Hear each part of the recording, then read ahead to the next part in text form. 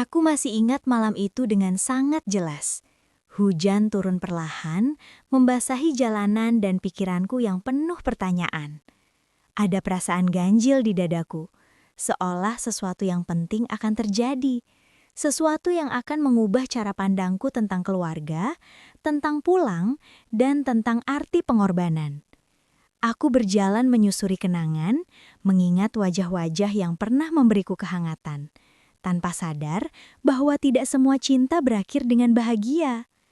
Cerita ini bukan tentang kebencian, melainkan tentang luka yang tumbuh diam-diam, menunggu waktu untuk terungkap.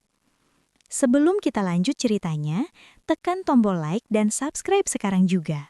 Dan absen di kolom komentar dari kota mana saja teman-teman menyimak cerita ini, agar kami tahu sudah sampai kota mana cerita ini ditonton.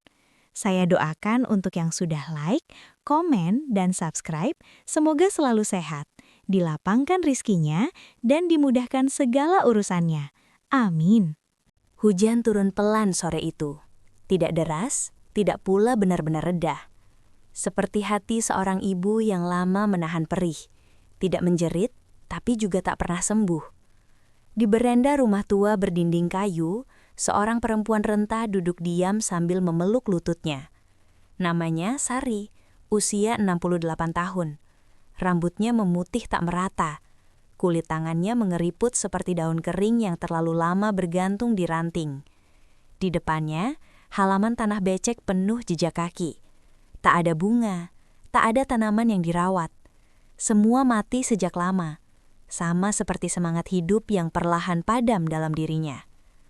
Rumah itu sunyi, terlalu sunyi untuk seseorang yang pernah membesarkan seorang anak dengan suara tangis, tawa, dan harapan. Sari tinggal sendirian, sudah lama, sejak anaknya Raka pergi ke kota dan tak pernah benar-benar pulang. Dulu, rumah ini penuh cerita. Disinilah Sari mengandung Raka dalam kesederhanaan yang tak pernah ia keluhkan. Disinilah ia melahirkan tanpa suami di sisinya. Hanya bidan desa dan doa-doa yang ia bisikkan sambil menggigit kain agar tidak berteriak. Disinilah ia menangis diam-diam ketika suaminya, Darman, pergi untuk bekerja dan tak pernah kembali. Hilang entah kemana, meninggalkan tanggung jawab yang jatuh sepenuhnya ke pundak seorang perempuan muda yang belum siap menghadapi hidup. Sejak hari itu, Sari menjadi segalanya bagi Raka. Ayah, ibu, pelindung, sekaligus pengorban. Ia bekerja apa saja, menjadi buruh cuci, pemetik padi, penjual sayur keliling. Tangannya kasar, punggungnya membungkuk sebelum waktunya. Tapi setiap kali melihat Raka tidur dengan perut kenyang, hatinya selalu merasa cukup. Raka tumbuh menjadi anak pintar.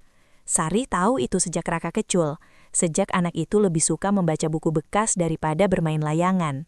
Setiap guru memuji kecerdasannya, dan setiap pujian itu membuat Sari menangis, bukan karena bangga semata, tapi karena takut tak mampu membiayai masa depan anaknya. Namun, Sari tidak pernah menyerah. Ia menjual satu-satunya cincin kawinnya agar Raka bisa melanjutkan sekolah ke kota. Ia berutang pada tetangga, pada koperasi, pada siapapun yang mau memberinya sedikit kepercayaan. Setiap kali Raka bertanya, "Ibu capek?" Sari selalu menjawab dengan senyum yang dipaksakan. "Tidak, Nak. Selama kamu sekolah, ibu kuat." Dan Raka percaya. Tahun demi tahun berlalu. Raka lulus, bekerja, sukses. Namanya mulai dikenal. Ia menikah dengan perempuan kota, hidup di rumah besar dan mengenakan pakaian rapi yang dulu hanya bisa Sari lihat di majalah bekas. Sari bangga, sangat bangga. Ia tak pernah menuntut apapun. Tidak uang, tidak rumah, tidak perhatian berlebih. Ia hanya ingin mendengar suara anaknya. Sekali seminggu, sekali sebulan pun tak apa. Namun waktu mengajarkan satu hal pahit pada Sari. Kesuksesan bisa membuat anak lupa pada asalnya. Telepon yang dulu sering berdering kini jarang sekali berbunyi. Pesan-pesan Sari sering tak dibalas. Ketika Raka pulang, ia hanya sebentar. Wajahnya lelah, tatapannya asing. Ia tak lagi memanggil ibu dengan nada hangat, melainkan datar, cepat, seolah sedang berbicara pada orang lain. Sari mulai merasa menjadi orang asing di hidup anaknya sendiri. Suatu hari tubuhnya jatuh sakit. Demam tinggi, sendi-sendi nyeri. Ia sendirian di rumah. Tak ada yang mengantar ke puskesmas. Dengan langkah tertatih, ia berjalan sendiri, membawa kartu berobat yang sudah lusuh. Dalam perjalanan pulang, ia jatuh. Orang-orang membantu, tapi rasa sakit itu menetap, bukan di tubuh, melainkan di hati. Dengan sisa tenaga, Sari memutuskan sesuatu yang berat. Ia akan menemui Raka di kota. Bukan untuk menuntut, bukan untuk mengeluh. Hanya ingin melihat anaknya baik-baik saja. Dan mungkin, jika diizinkan, tinggal sebentar sampai tubuhnya pulih. Perjalanan ke kota terasa panjang dan melelahkan. Ketika akhirnya berdiri di depan rumah Raka yang besar dan megah, Sari merasa kecil. Bajunya sederhana, sandalnya tipis, tangannya gemetar saat menekan bel. Pintu terbuka, dan untuk pertama kalinya, Sari melihat tatapan yang tak pernah ia bayangkan akan datang dari mata anak yang ia lahirkan. Tatapan itu dingin, asing, dan penuh ketidaknyamanan. "Ibu ngapain ke sini?" tanya Raka. Suaranya pelan, tapi tajam. Sari mensenyum, menahan gemetar di bibirnya. "Ibu cuma ingin istirahat sebentar, Nak." Raka terdiam. Di belakangnya, istrinya memandang Sari dari ujung rambut hingga kaki, tanpa senyum, tanpa empati. Dan saat itulah Sari merasakan sesuatu runtuh di dalam dadanya. Ia belum tahu bahwa langkahnya ke rumah itu akan menjadi awal dari luka terdalam dalam hidupnya. Malam itu, hujan kembali turun di kota. Lebih deras daripada di desa. Suaranya menghantam atap rumah besar milik Raka seperti ketukan yang tak diundang. Sari duduk di kursi ruang tamu. Tubuhnya kaku. Tas kain lusuh tergeletak di kakinya. Ia merasa seperti tamu yang salah alamat. Raka berdiri tak jauh darinya, menyandarkan tubuh ke dinding. Tangannya terlipat di dada. Wajahnya tegang. Matanya tidak berani menatap lama ke arah ibu yang telah melahirkannya. "Ibu kenapa nggak bilang dulu mau ke sini?" tanyanya akhirnya. Sari mengusap lututnya pelan, seolah menenangkan rasa nyeri yang tak pernah benar-benar pergi. "Ibu takut mengganggu," jawabnya lirih. "Ibu cuma ingin istirahat sebentar. Badan ibu lagi nggak enak." Tak ada jawaban langsung. Yang terdengar hanya suara hujan dan langkah kaki dari lantai atas.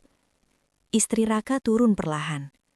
Namanya Maya, perempuan rapi, berwajah cantik dan berjarak. Ia berdiri di samping Raka, lalu duduk di sofa seberang Sari tanpa menyapanya. "Mas," kata Maya akhirnya. Suaranya dingin tapi terkontrol. "Besok kita ada rapat keluarga, jangan lupa." Sari menunduk. Ia tahu kehadirannya tidak masuk dalam rencana apapun. "Aku tahu, Ma," jawab Raka singkat. Maya melirik ke arah Sari. "Ibu mau tinggal berapa lama?" tanyanya langsung tanpa basa-basi. Pertanyaan itu menusuk. Sari mengangkat wajahnya perlahan. Kalau sudah agak baikan, ibu pulang," katanya. "Ibu nggak mau merepotkan." Maya mengangguk kecil. "Di sini kami sibuk. Rumah ini bukan seperti di desa." Kalimat itu sederhana, tapi berat. Sari tersenyum kecil, senyum yang penuh permintaan maaf. Malam itu, Sari tidur di kamar kecil dekat dapur, tanpa jendela besar, tanpa selimut tebal. Ia menggigil, bukan hanya karena udara dingin, tapi karena rasa asing yang menempel di dadanya. Ia mendengar tawa Raka dan Maya dari kamar utama. Tawa yang dulu pernah ia dengar dari Raka kecil. Namun kini terasa seperti milik orang lain. Hari-hari berikutnya berjalan lambat dan sunyi. Sari bangun pagi, membersihkan dapur tanpa diminta. Ia mencuci piring, menyapu lantai, memasak sebisanya. Ia berharap bisa berguna, berharap keberadaannya tidak sepenuhnya sia-sia. Namun setiap usaha terasa salah. Masakan dianggap terlalu sederhana. Cara membersihkan dianggap kuno. Keberadaannya dianggap mengganggu ritme. Raka semakin jarang berbicara. Jikapun berbicara, suaranya singkat, datar, terburu-buru. Tatapan matanya sering menghindar. Suatu sore, Sari mendengar pertengkaran dari ruang kerja Raka. Suara Maya terdengar jelas. "Mas, aku nggak nyaman. Ini rumah kita, bukan panti jompo." Kalimat itu menghantam telinga Sari seperti tamparan. Ia berdiri di balik pintu dapur. Tubuhnya gemetar. Ia ingin pergi, ingin pulang, tapi kakinya lemah dan tubuhnya belum pulih. Aku cuma sementara, Ma. Ibu aku sendiri. Suara Raka terdengar ragu.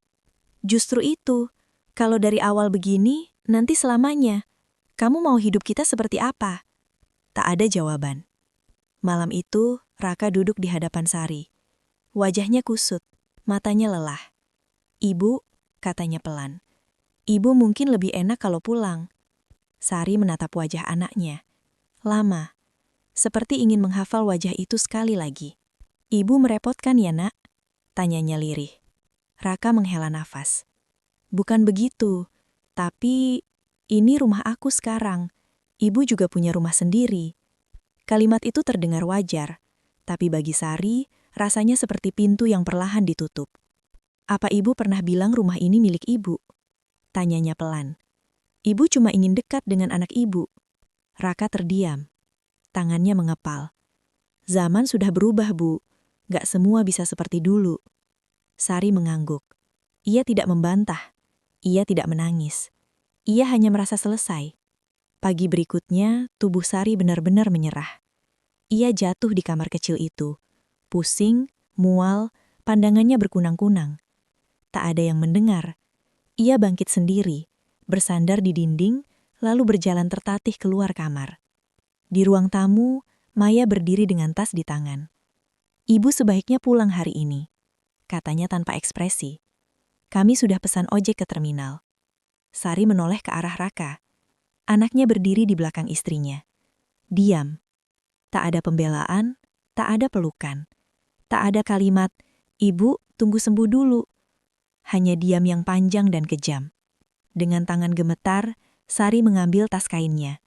Isinya hanya beberapa potong pakaian dan obat murah. Ia melangkah keluar rumah itu dengan langkah kecil. Perlahan, seolah setiap langkah adalah perpisahan. Di depan pintu, ia berhenti.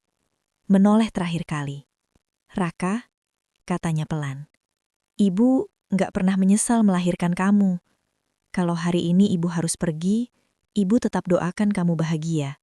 Raka menelan ludah. Matanya berkaca-kaca. Namun ia tetap diam. Pintu tertutup.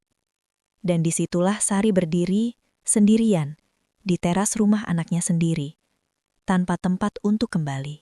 Terminal sore itu ramai, tetapi terasa sunyi bagi Sari. Ia duduk di bangku panjang dekat pintu keluar, memeluk tas kainnya erat-erat, seolah di dalamnya tersimpan seluruh hidupnya. Tubuhnya lemah, napasnya pendek-pendek, dan dadanya terasa sesak. Namun ia tidak mengeluh. Sejak dulu, mengeluh bukan kebiasaan seorang ibu. Ojek yang dipesankan Maya sudah pergi. Sari terlambat beberapa menit. Tidak ada yang menunggunya. Tidak ada telepon dari Raka. Tidak ada pesan. Ia akhirnya naik bus ekonomi, duduk di dekat jendela yang kacanya retak. Sepanjang perjalanan, matanya menatap keluar. Lampu-lampu kota menjauh, digantikan gelap jalanan yang basah oleh hujan. Ia tidak menangis. Air matanya seperti sudah habis di perjalanan hidup yang terlalu panjang. Sesampainya di desa, malam telah turun. Rumah kayunya gelap, tak ada lampu menyala. Dengan sisa tenaga, Sari membuka pintu, masuk, dan duduk di lantai. Ia terlalu lelah untuk berdiri lagi. Napasnya tersengal. Pandangannya berkunang. Dalam kesunyian itu, ia berbicara pada dirinya sendiri. Mungkin memang sudah waktunya, bisiknya.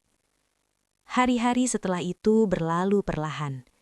Tetangga melihat Sari semakin kurus. Ia jarang keluar rumah. Jika keluar, langkahnya tertatih. Namun setiap pagi, ia masih menyapu halaman, meski tak ada tamu yang akan datang. Setiap malam, ia masih berdoa, menyebut nama Raka dengan suara paling lembut yang bisa ia keluarkan. Ia tidak pernah mendoakan keburukan, tidak pernah meminta balasan. Doanya selalu sama. Ya Tuhan, jaga anakku, jangan biarkan ia menderita, meski aku pernah disakiti olehnya. Suatu pagi Sari tidak keluar rumah. Siang berlalu, sore datang, pintu tetap tertutup. Tetangga yang curiga akhirnya masuk.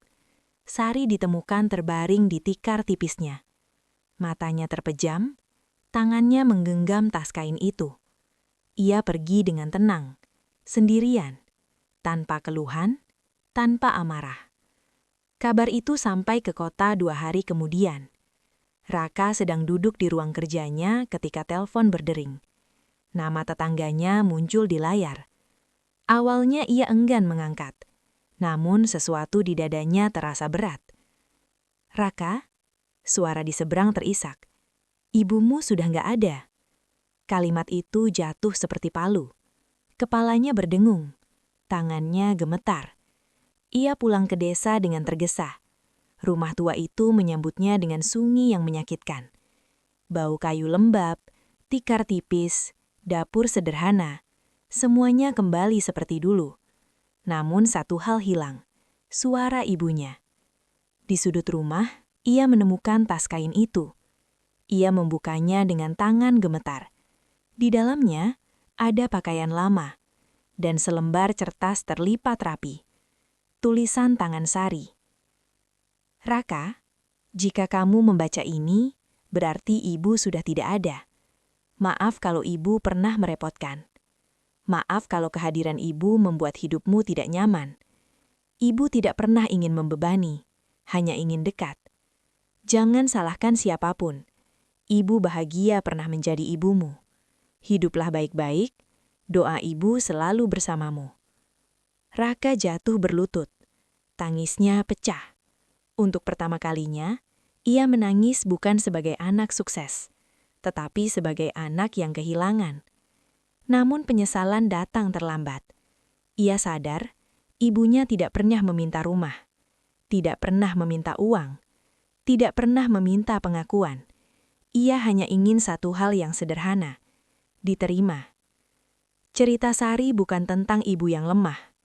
Ia adalah tentang ibu yang terlalu kuat hingga dunia mengira ia tidak akan pernah hancur. Dan cerita Raka bukan tentang anak jahat. Ia adalah tentang manusia yang lupa bahwa suatu hari, orang yang selalu memaafkan akan pergi tanpa pamit.